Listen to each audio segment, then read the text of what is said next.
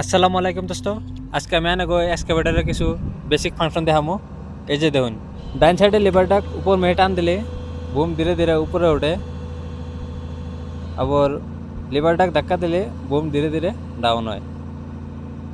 Left সাইডে ধাক্কা দিলে বাকেট বন্ধ হয়, আর ডাইন সাইডে ধাক্কা দিলে বাকেটটা ওপেন হয়।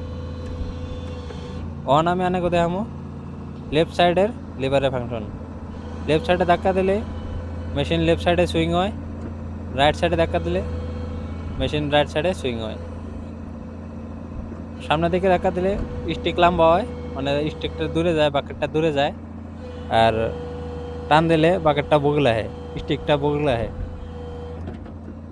আর এই দুটো আছে মার্চিং প্যাডেল। এই দুটা সামনের দিকে ধাক্কা দিলে মেশিন সামনে যাব, আর টান দিলে মেশিন পিছনে যাব। এক্সকাভেটরের এই চারটা বেসিক লিভার ইউজ করে আমরা সব ধরনের কাম ইজিলি করতে পারি।